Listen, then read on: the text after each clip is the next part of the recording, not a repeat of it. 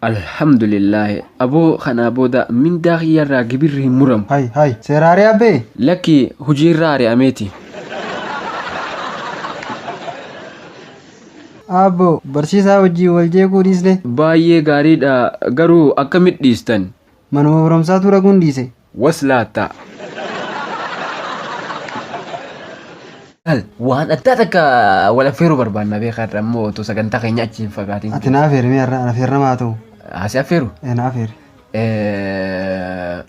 Maalin si affeera baruma si affeeruun dhabe. Hayi waan takkan si affeeraa boo asumattin si affeera. Naa afeeri. Dhageeffadhu. Yaabbee aneeta baakootiin na kan jedhan guruppii kana biraa asiin gannatti cabse akkam boqodhuun hin qabu akka nyaadhuun hin qabu kan dhibuun hin qabu guruppii kana biraa yaarabbee waggaa meeqan guruppee si'amni yoo waa ta'u keessaa arganne maallaqa 12,000 itti fite yeroo na garagalu asiin guruppii yeroo natti garagalu achiin guruppii booddeen guruppii duraanii guruppii yaarabbee. Abo kun hoteela fakkaati. Abo wanni guruppii tuni hedduu nama yaachisu jirtinsa. Abo dubbiin hagana jabaattee jirtinsa.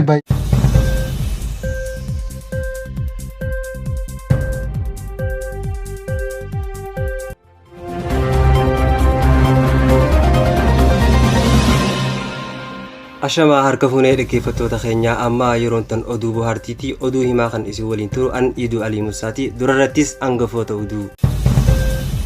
Tiitichi lama odoo yaalii ajjechaa pirezidaantii kanniisaa irratti gaggeessuuf imalaa jiranii poolisii mootummaa kanniisaatiin to'annaa jala oolan.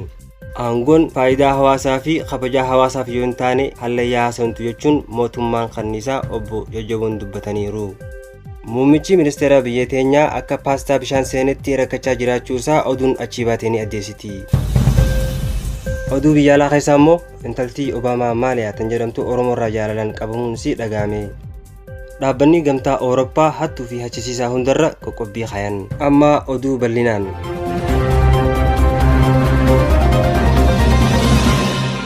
Tiitichi lama odoo yaalii ajjechaa pirezidaantii kanniisaa irra gaggeessuuf imalaa jiranii poolisii mootummaa kanniisaatiin to'annaa jala oolan.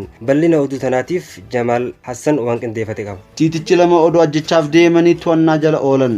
Tiitichi lamaan kunis biiroo isaanii mana fincaanii irraa qaama diinaatiin akka ergaman beekamee jira. Tiitichi lamaan kun maallaqa doolaara biiliyoona lakkaa'anii fi meeshaa garaagaraa wajjin qabamuu isaanii itti gaafatamaan waajjira poolisii kanniisaa obbo Miyaa'uun himanii jiru.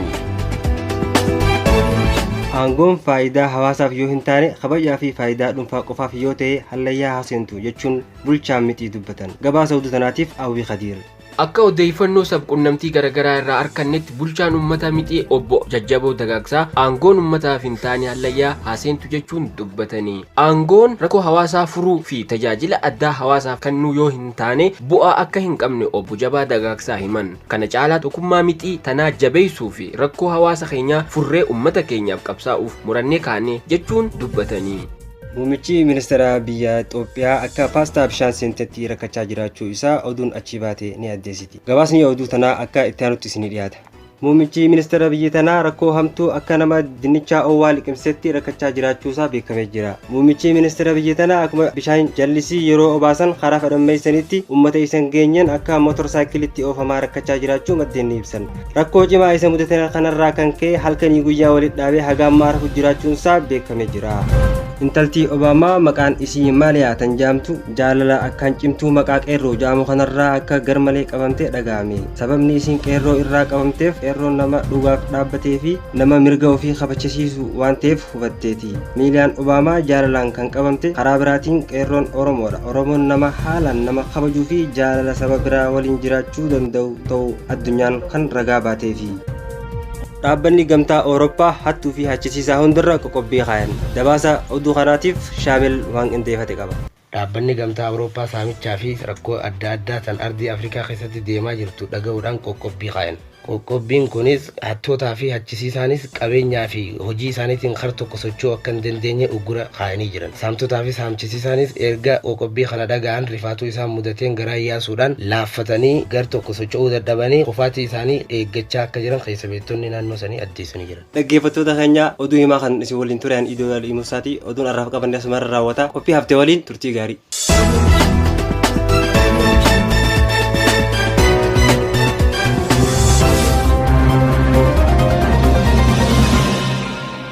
Hello, hospitaala Amaanu'eeliiti. Eeyyee maal isin gargaara? Dhukkubsataan Abdii namni jedhamu isin biratti argamaa? Kaleessa galgalarraa kaasee kutaatti wal'aanamu keessaa nu jalaa badee jira. Kabade sun dhukkubsataan bar'anuma amma wanni an bilbilee fi dhugumaan akka badee jiru hubachuudhaafi. Aboo sareente haadha manaa obboleessa kiyyaa na jalaa ciniinte. Duba qarshiitti wal'aantu haasii kan dhufu maaliif na gaafatte? Lakki aboo saree matana akkana gurgurtuuf hin barbaada.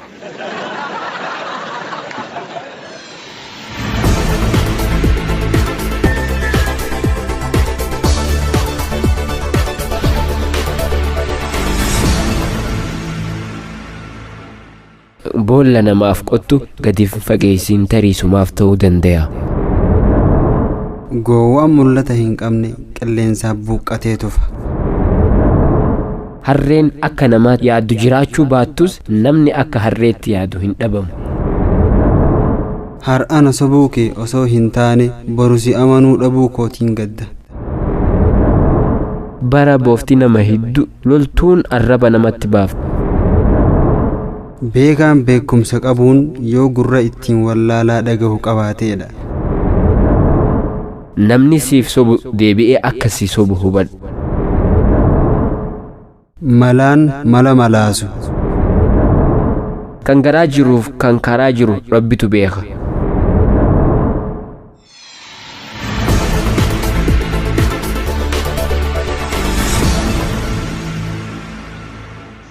Tokkotu beektaa akkuma mana fincaanii dhaqeetti mana fincaanii riblibtuudha laafaadha beektaa akkuma irra gattaa'eetti achumaan kute lime beektaa inni quban qabu gurbaan eessa ture jee barbaadee kabiraan saayibni isaa barbaadee gizee dhabu sagaraa seenee gizee gattaa'u aboo maamman nan baaftu a'uuzu billahi mina sheexaana jimmaantu na yaam jee gizee dhabu aboon sagaraa keessaan jiraa na baas a'uuzu billahi fiigee bakka sanii deebii gizee maama maal taate Ahun beeku sheexana naame sabaqaa kiyya beeku akkasitti fiigee namni dirmachuudha akka sagaraa lammaffaa bakka isa booda dhaqeetu sagalee isaa dhagee akkasitti sagaraa keessaa baasanii jechuudha. Maqaan kiyya Nu'umaan Mustafaadhaan naan jedhanii gaaf tokko ni beekta waa'ee ibidda dhuguu kanarratti gurbaa tokkotu sijaaraa qabsiifatee baafatee dukkaana bitatee harka baafatee magaalarra deemee aboo ibidda akka naajeetii gaafachuu jira. Ni deema ibidda nama itti kannu qarraan akka naajee kadhatanii dhabe yerooniif dhabu maal godhe seeta aboo ibiddaan akka naajiyaaraan qabsiifadha jee kadhatee dhabe osoo deemuutti magaalaa godaa keessatti beete wanni kun dhufeeti mazzagaajaa keessa ol seenee aboo qarraan akka naajee kadhate. Waa itti qabsiisa. Waan itti qabsiifatuun jechuudha. Sijaaraa tana baafatee bara akkanatti harka qabatee deemaani.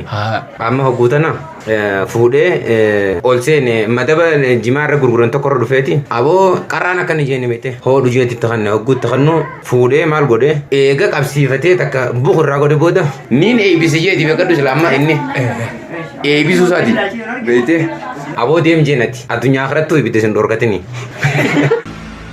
gaafa hiriira finfinneessanii amma mucaa saayib kiyyaatti wajjin hiriira osoo jirruuti leddaanuu poolisiin dhoyiteeti biyya tana gubbaa akkatti itee jira beetee fiigana dhufee caccabsaa boosaa mucaa saayib kootu naan jee maali du'uuf hin deema isattiin du'aa jaqee sarasaan ittiin du'a bakka tokkittiin ispaaltii butan ittiin du'a mina laali boon duuttiin jira jaqee sarasaan dadhaawanii hin du'a ijatiyyanii hin banadhamoo akkamiin ta'a isattiin du'a bakkaan du'a barbaadii du'uuf hin deema saayib sana addana ganda dhaammatee waan hundee dhaammatee aboo duun deemtu rasaa sirrees hin dhoyne ni itooyte malee ulee islaanii yaaboo saayib kiyya rasaa sana dhaawanii barbal ulee miti sagalee hin dhagaa sagalee rasaa isaati akkasi gachiisee akkasi lafaa kaase jechuu kiyyaa fi hin duune.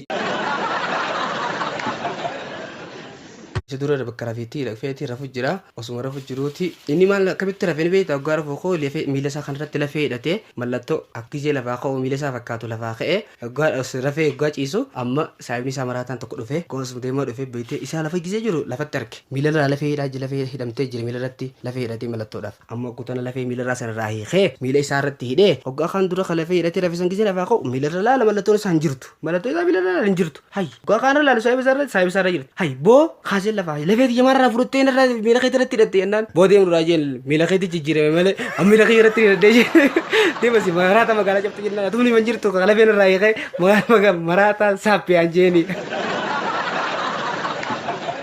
ummata sijaaraa dhugu kanarra silaaniif akka carraa ta'e guyyaa tokko rabbiin waliigalatti akka waliigalatti ibiddi qofa addunyaan irraa dhoorkee duraa dhokoyse musiibaan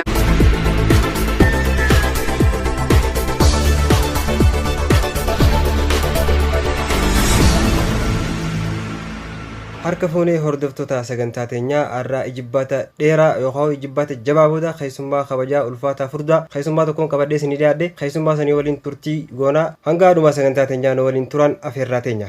Hayyee keessummaa keenya istuudiyoo keenyatti nu argamu keetiif hedduu ulfaadhu furdadhu isin jenna. Mee egaa hawaasni illee suduudhaan nu eegaa jira. Maqaa keessan irraa jalqabnu maqaa keessan eenyu yaama?